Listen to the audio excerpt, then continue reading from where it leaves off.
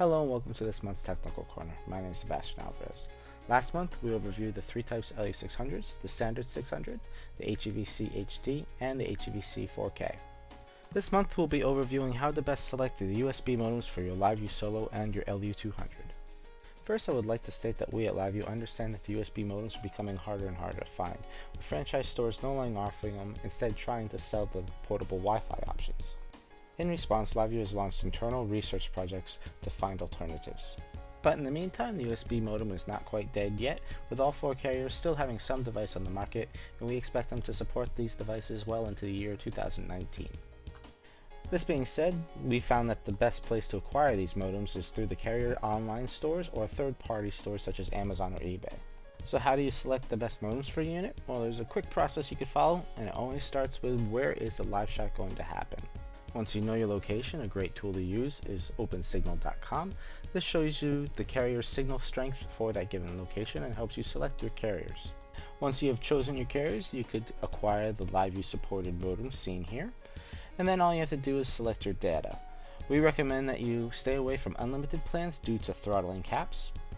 And keep in mind that Verizon might not always be your best choice of carrier.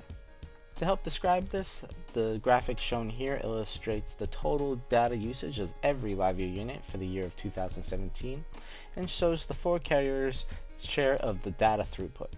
And as you can see, AT&T carried the largest share at 37%, T-Mobile and Sprint were pretty much tied at 23%, and with Verizon only carrying 17% of the total data.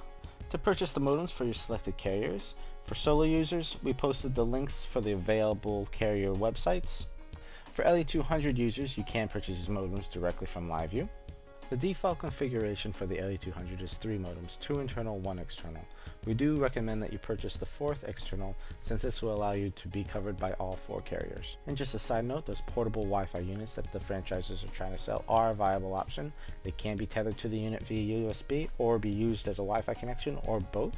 They are obviously not as compact as USB modems. I'd also like to point out the advantage of the Netgear Nighthawk over the other portable Wi-Fi hotspots.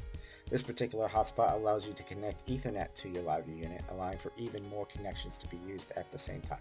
So that was for selecting modems within the US, but what if you have a customer who is going to travel internationally and wants to do a live shot? Luckily, the process is still relatively the same. The first step is still asking where the live shot will be happening. You could use the opensignal.com to determine the carriers at that location, and then using the new tool frequencycheck.com, you could check the frequency of those carriers. The next step is selecting a modem that could transmit on the needed frequencies and cross-referencing this modem with the LiveU supported modem list. I'll walk you through an example where I had to find a modem for a customer that was going to go live from Sri Lanka. Since it was not determined where exactly in Sri Lanka the live shot would be, we used opensignal.com to determine the 2 carriers with the best overall coverage for Sri Lanka, those being Dialog and Mobitel, as you can see here. Next, we could go to frequencycheck.com and see the exact frequencies that are being used in Sri Lanka.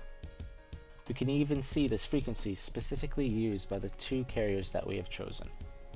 So now that we know what frequencies we have to connect to, it's time to find the modem. And from the previous list, we know we have to find a modem that connects to the LTE B3 band, the UMTS B1 band, and the GSM 900 MHz and 1800 MHz frequencies. And with some searching, we find that the Alcatel W800 does connect to all these frequencies. And with a quick double check, we find that this modem is compatible with LiveU devices. The last step is to obtain the SIMs at the local carriers. So I hope you enjoyed this demonstration of how to obtain the USB modems for the LU200 and the LiveU Solo. Thank you for watching and have a great month.